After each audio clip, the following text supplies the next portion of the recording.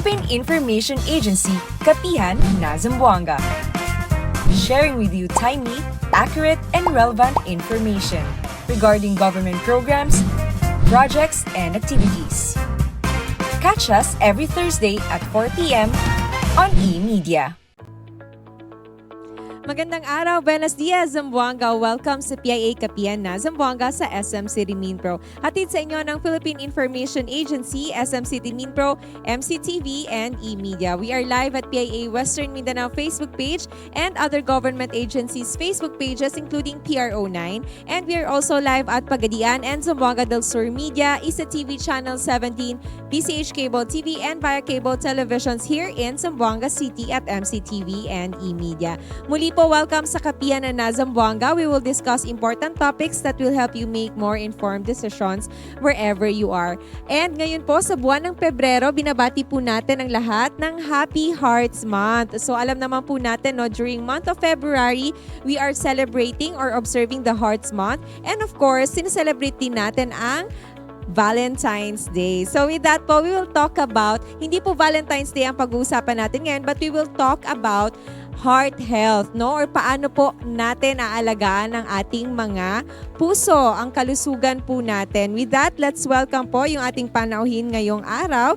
We have with us from Department of Health, we have Dr. Dennis Dakayanan, the Chief OIC Division Chief of Local Health Support Division of DOH Region 9. Welcome muli, Doc, sa ating program. Hello everyone, magandang araw po sa lahat and Happy Hearts Month po sa lahat. So like I mentioned po, pag-uusapan natin ay patungkol po sa kalusugan ng ating mga puso. So what do recent data po, no, ng Department of Health shows about the heart-related illnesses in Zamboanga Peninsula and which age groups po are now most affected? Yan. Ang mga sakit po sa puso, ito po ay isa sa mga nangungunang sakit na makikita po natin sa ating pong top 10 na morbidity and mortality po natin na nagkakos po na sakit. Ibig sabihin po nito, marami pong mga Pilipinos nationwide na may nakaka-experience po ng sakit sa puso. Ang karamihan po na naapektuhan po ng mga sakit po na ito po yung mga older adults, 50 years old and above. Pero recently lang po may mga bata-bata, yung mga young adults na nagkakaroon na rin po ng mga heart-related na mga conditions. Okay, so yun nga po yung ating wino-worry, no, na baka pabata po ng pabata yung nagkakaroon ng mga heart diseases or heart illnesses. Are heart diseases po ba in the region increasingly linked to lifestyle, genetics, or economic factors po such as food access or work conditions? Ang mga conditions naman po sa puso or yung mga heart diseases po natin, marami po siyang nagiging parang risk factors. Unang-una na po dito, ang mga lifestyle factors po natin. Tulad po ng unhealthy po yung diets, isa na po iyon. And then, yung mga physical inactivity, walang masyadong physical activities ang mga tao. Kasi tutok na nga ngayon sa gadgets, so medyo napag-iwanan na yung mga physical activities po natin. Yung paggamit po ng tobacco, alcohol use, at yung pagbe-vape po natin, isa rin po siya sa mga risk factors ng pagkakaroon po ng sakit sa puso. At yung stress, sa trabaho man yan, sa family, at yung kakulangan po ng tulog. We are encouraging po na i-practice po natin yung healthy lifestyle. And at the same time, ensure po tayo na nakakatulog tayo at least 6 to 8 hours a day para yung ating pong puso ay maaalagaan. Ayun. Maliban po doon, Ma'am Myra, ang genetics din po nag-play siya ng parang risk factors. Kung sa lahi po ninyo may mga sakit po kayo sa puso, may risk factors po ito doon po sa iyo. Ibig sabihin, may chance. Pero hindi ibig sabihin lahat magkakaroon. So again, may kasama po itong environmental, meron din po itong lifestyle nga sinasabi, at saka yung genetic na component para magkaroon ka ng sakit sa puso. Okay. So yun po, no, nakakagulat na ang dami pala talagang dapat tignan, ang daming factors po na dapat tignan patungkol sa mga sakit sa puso. So like you mentioned po, no, yung kanina na dahil mga bata ngayon mahilig na sa gadgets, or even us, no, hindi na tayo nakakapagbigay ng time for exercise or even a walking, kaya mas prone na rin tayo to get these illnesses. For families po with limited budget, what affordable po daily food choices can realistically help prevent heart diseases? Marami naman pong options ang pamilyang Pilipino po pagdating po sa healthy po na pagkain. Unang-una, may mga cheaper options po pagdating po sa mga proteins po natin. Huwag po laging kumain ng mga processed na mga meats. Again, sa palengke po natin, marami po tayong pwede maging source ng protina. Tulad po ng mga isda, eggs, an egg a day is okay. Yun ang campaign namin. Saka, kung ano man po, may mga beans naman po tayo na pwedeng maging source po ng protein. At ang isa rin pong nagiging cause po ng mga pag-increase po ng mga heart diseases ay yung ang daming rice sa ating mga kinakain. Rice people po talaga to ang mga ang mga Pilipino. Pilipino. Rice, hindi naman siya na enemy. But again, pag marami ka pong kinakain at palaging or sa isang plato, almost napupuno ang rice, medyo hindi na siya healthy. Again, ang rice, hindi po siya kaaway. Kasi staple food po natin siya bilang Pilipino. Pero wag naman po sobra sa kung ano po ang kailangan po natin. May mga gulay din po na available po sa ating mga markets na pwede rin po nating mabili na mura at masustansya tulad po ng mga malunggay, kangkong, pechay, kalabasa na available po sa ating mga markets. Ang isa rin po sa sinasabi po namin na ako bilang doktor, iwasan po yung pagkain po ng mga oil or yung ang daming mantika or ma-oil po ng mga pagkain or mamantika po ng mga pagkain, nagko-contribute din po ito sa mga heart diseases po natin. Then, we also need to control yung paggamit po ng salt, di ba? Ang maaalat na pagkain, pwede rin po magdulot ng hypertension. So, iwasan po natin din po ang masyadong maalat na mga pagkain. At saka, yung mga fruits, hindi kailangan na maging bongga. May piliin po natin yung mga prutas na in season. Alam ko ngayon, in season na ngayon, di ba? So, kung anong pinaka-in season na prutas sa ating market, yung pang bilhin, wag na pong humanap ng mga mamahaling pagkain. Kasi strawberries, ganun. Meron naman pong bayabas, or mangosteen, in season na ngayon, or mangga. So, kung ano pang available dun sa market, piliin po natin kung ano po yung available at cheaper options po para sa atin. So thank you, Doc. No? So, Lastly, Ma'am Myra, huwag kalimutan po yung water. We need to drink water. Oo. Huwag pong magso-soft drinks. Iwasan pong mag-soft drinks. Pero at least po 8 glasses a day ng tubig. Doc, ito follow-up question ko na, additional question lang. Nag-pop lang sa mind ko na, is it better to drink parang lukewarm or warm water instead of drinking cold water? Wala naman. Basta water is ensure lang po na ang source po ng water ay safe at potable. Thank you, Doc. So yun po, yung mga question ko po ay parang normal question din po no, ng ating mga residente na yun, curious din na talagang nakaka-relate din sila. So my next question is, how much physical activity po is enough for people who work long hours or have secondary job? So marami pong nagtatrabaho from 8 to 5, minsan po hanggang gabi pa nag-overtime. So paano po yun mababalance natin yung physical activities? Yan. Sa mga katulad ko po nagtatrabaho sa opisina, at least 30 minutes a day ang ating pong bubuin na physical activity. Pwede pong walking. Nakagawa naman po sa opisina po namin, we encourage po after 5, nag-walk na po around the office ang mga empleyado. Sa amin din pong opisina, mayroon pong volleyball competition para ensure lang po na may physical activity yung ating pong mga empleyado. And at the same time po, kung di po talaga kaya, may mga breaks po naman po tayo. During breaks, maglakad-lakad. Huwag na pong lagi pong nasa upuan. Kung kaya pong pumunta po kung may kailangan ko po sa ibang opisina, maglakad na lang po. Kung may elevator po kayo, instead na mag-elevator, mag-stairs na lang po kayo para to add up yung ating pong physical activities. Doc, what common Filipino habits po unknowingly strain the heart even among people who feel healthy? Yan. Ano ba yung mga ganon? Mga parang nagpapadagdag ng chances na magkaroon ka ng sakit sa puso.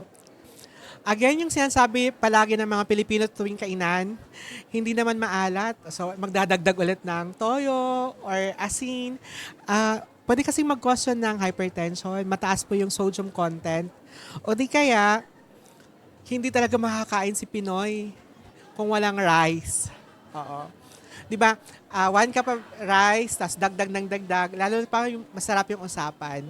Ang pangatlo po, yung pag-inom po ng kape at energy drinks. Oo. Isa rin po yan sa mga nagiging factors na maaaring magkaroon po kayo ng sakit sa puso. Ang smoking at ang paggamit po ng vape, isa rin po siya sa mga maituturing po natin na risk factors para sa mga heart conditions. At yung palagi pong pag-upo, sinasabi nga po, ang pag-upo is the new smoking. Yun po. Oh, so palagi po kayo nakaupo, kung kaya po, every 30 minutes, tayo po kayo, maglakad-lakad, then balik ulit sa inyo pong mga opisina. At yung palagi pong nagkukulang po yung sapat na tulog. We encourage everyone na at least magka 6 hours na tulog man lang. Oo. Minsan guilty din po ako nito, lalong-lalo na po pag marami pong deadlines at mga na mga activities. So again, at least 6 hours po na tulog. And at the same time po, ang dami nating occasions na sineselebrate. Alam mo yung birthday dito, birthday doon na nagiging parami yung nagiging celebration. So, yung unhealthy na minsan yung ating mga kinakain sa mga celebrations na ito. At saka yung pag-ignore po sa mga regular check-ups. We encourage po sa Department of Health na magpa-check up po regularly kahit po once a year. I-avail na po natin yung yakap. Yakap services po ng PhilHealth. Magpa-check up na po kayo sa mga accredited po na yakap provider po ng PhilHealth para maka-avail po kayo ng libreng check-ups at mga laboratory. At iwasan po natin yung pagkakaroon po ng stress. Sinasabi natin, pag stress ka, badge of honor siya. Oh, stress ako kasi marami akong ginagawa. Hindi po. Ang stress po, nakukos din po siya na magkaroon po kayo ng mga heart conditions. Okay, so thank you very much. So ang dami palang dapat alalahanin, no? Pero kung iisipin mo, titignan mo, simple lang naman siya. Yes. Oo, simple lang naman siya. Basta you always remind yourself to do this and that para to stay healthy, no? Hindi lang yung heart mo but your entire body talagang healthy po kayo. What heart disease warning signs po are often ignored or mistaken for stress or fatigue? Actually, yung mga paninikip at pananakit ng dibdib, isa yun sa mga common na mga signs and symptoms ng heart conditions. Yung palagi ka pong pagod. Alam mo, pagod kahit sapat ang tulog, isa din po iyon na dapat bantayan. Hindi naman po lahat ng mga signs and symptoms nag-lead po sa heart conditions. Again, kailangan po ito ng check-up at laboratory ng ating pong doktor. Kailangan po kayo makita. Yung shortness of breath, nahihirapang huminga, isa rin po iyan. At saka yung mga pain sa mga unexpected places, for example, sa chest, may mga ganon. O di kaya, cold sweats, yung pinagpapawisan ka ng malamig. Opo. So again, hindi po siya parang exclusive na, baka may heart condition na to. Maaaring may iba pang conditions na nararamdaman ng isang tao. Ang pinapayo po namin sa inyo, pag kayo po ay nakaramdam po ng mga ganito pong signs and symptoms, we encourage po na pumunta po kayo sa pinakamalapit na health center para magpa-check up. Ensure lang po natin na hindi po ito heart conditions sa inyo pong nararamdaman. Hindi muna agad mag-overthink, Doc, no? Kailangan meron talagang basis at nakita po kayo ng isa pong healthcare worker. Yes. At kung meron po kayong mga maintenance na gamot, high blood man po iyan, maintenance hypertension, or sa diabetes, huwag pong kalimutang uminom ng gamot na mga maintenance po natin kasi nagiging risk din po ito sa pagkakaroon po ng mga heart conditions. Doc, how can we check our heart health early even if we don't have symptoms? Yan, pinapayo ko po na at least ma-check up po or makita or malaman niyo po yung blood pressure niyo po. Pag ako po nagko-consultation during sa mga medical missions or during sa mga clinic namin, sa mga outreach activities, sinasabi ko lagi na magkaroon po kayo ng maliit na notebook na kung saan ililista nyo po yung inyo pong BP at kailan po siya na-take. Kasi parang it's really nice na imo-monitor po yung ating pong blood pressure. Ang pagkuha po ng BP, maaari nyo po itong ipagawa sa ating pong mga health centers. May mga train naman po tayo ng mga healthcare workers. At isa rin po sa mga paraan para ma-ensure po tayo na maging healthy, hindi lang po sa umiwas sa sakit sa puso, yung pagkakaroon po ng pagpapatest po sa atin, sa mga laboratory. In-encourage po natin na kahit sa birthday nyo po, instead na magpa-party po kayo, why not invest on your health? Mag-invest po na magpa-check up po kayo. Opo.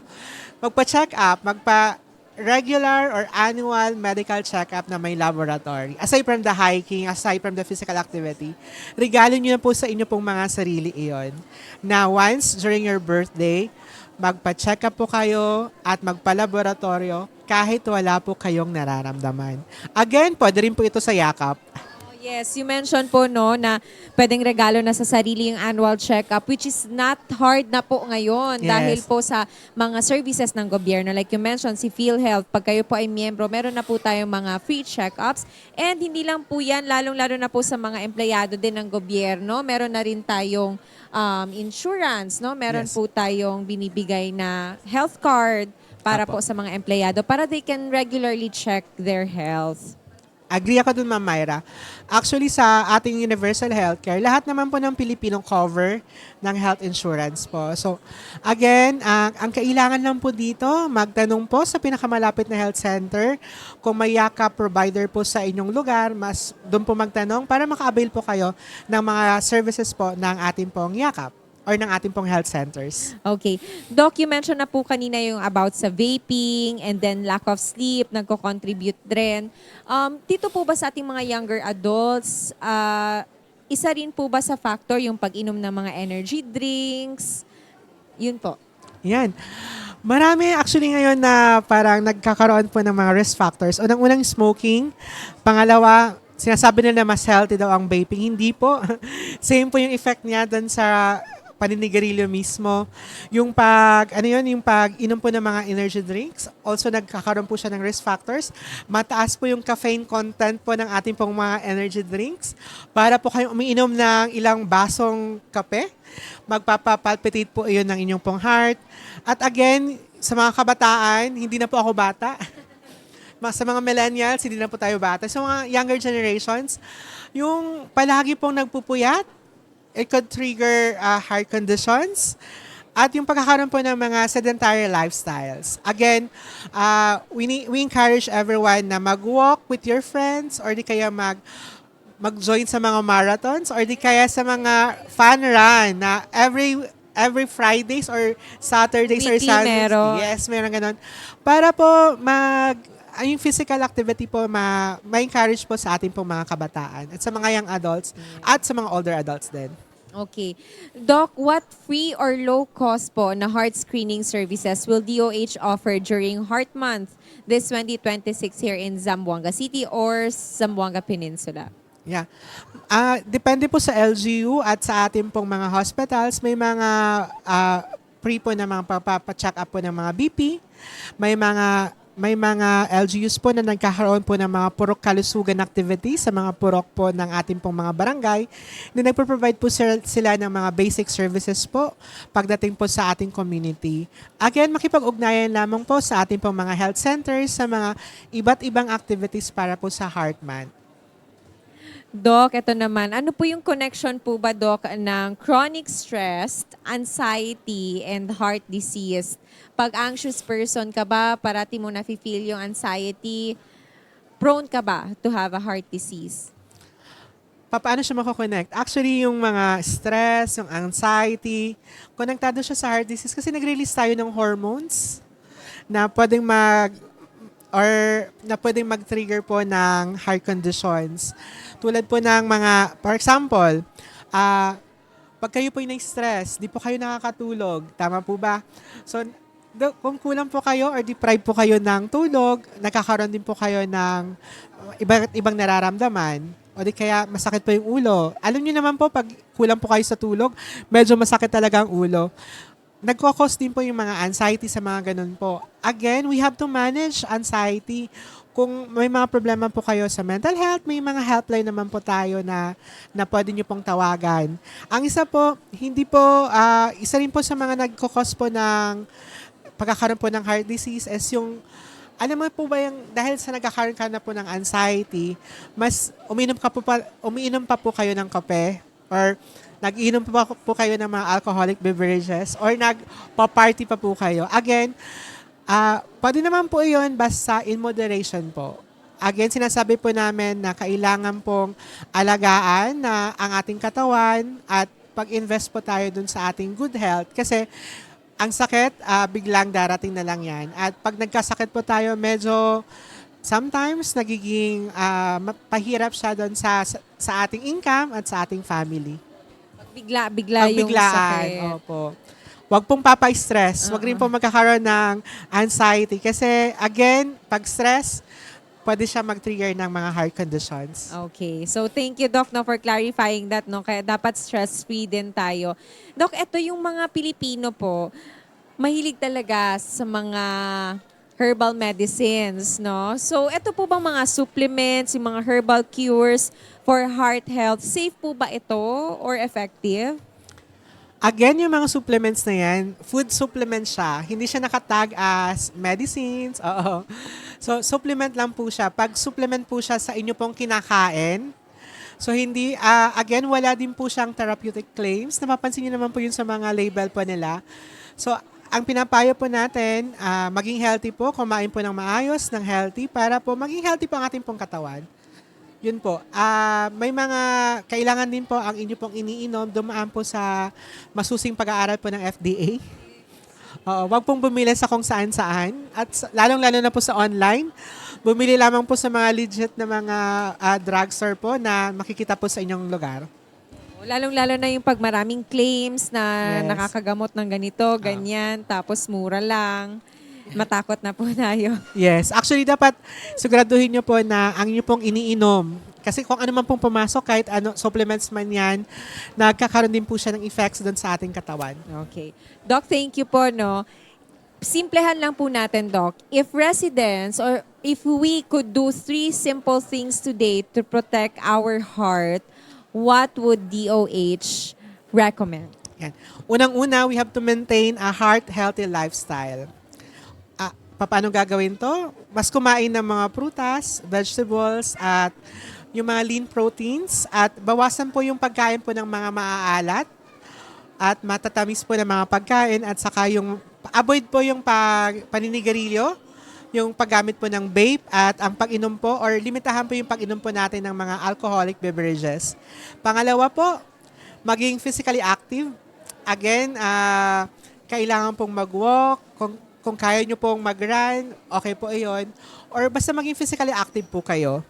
Ang pangatlo po, i-monitor po at i-manage po yung ating pong kalusugan. Unang-una, panatilihin po natin o galiin po natin na mayroon po tayong nakaalaang araw para magpa-check po ng inyong pong blood pressure, ang inyong pong blood sugar, and at the same time, magpa-check po yung cholesterol. Opo, yun po yung gawin po natin. At saka, i-follow po natin yung mga medical advice po ng ating pong mga healthcare workers at ng ating pong physician. Especially pag binigyan na po kayo ng maintenance medication. You have to take that maintenance medication religiously para po makontrol po natin yung mga hypertension or yung diabetes po natin. Okay. Thank you po. Thank you, Doc. No, actually, simple things lang talaga. Yes, Doc. Yes, Additional. may isa pa.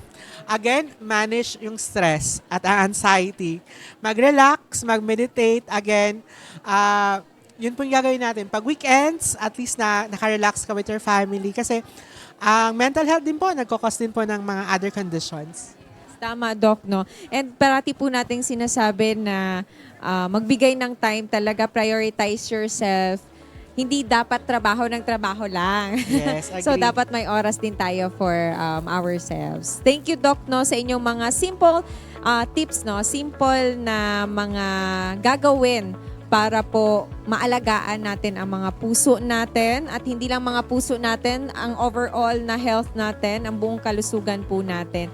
Once again, thank you very much and happy Heart Month po sa lahat po ng ating mga manonood. Hindi lang po February natin gagawin ito, no, Doc? Dapat every day of our lives, let's give time to prioritize po yung ating kalusugan. Again, thank you very much. Any more message po, Doc, sa lahat po ng ating mga viewers? Stay healthy lang po at alagaan po natin ang ating mga sarili at mag-invest po tayo sa isang malusog na katawan. Again, dahil sa bagong Pilipinas, bawat buhay mahalaga. Maraming pong salamat. Once again po, Dr. Dennis Dacayanan, the OIC Division Chief of Local Health Support Division in Department of Health Region 9. Maraming salamat, Doc. Marami po akong natutunan and I'm sure marami ring natutunan yung ating mga viewers ngayong araw sa ating programa. And thank you once again po sa lahat ng ating mga viewers, lalong-lalo na sa ating mga Barangay Information Officers sa buong Zamboanga City and buong Zamboanga Peninsula. Thank you po for always watching and tuning po sa ating programa. Sana po yung ating mga natutunan din ngayon sa ating program ay maipakalat din natin, no, sa ating mga communities. And again, of course, thank you to the following sponsors. We have Dunkin, Camiseta, Carimadon, and Penguin, all available at SM City Minpro. Magkikita pa po tayo sa ating mga susunod pang episodes ng Kapiyanan na Zamboanga sa SM City Minpro. Sa ngalan pong muli ng PIA Director General Catherine Chloe De Castro and PIA Regional Director Miss Noemi Edaga. Ito si Myra Espinosa. Muchísimas gracias. Philippine Information Agency, Kapihan na Zamboanga. Sharing with you timely, accurate, and relevant information regarding government programs, projects, and activities. Catch us every Thursday at 4 p.m. on eMedia.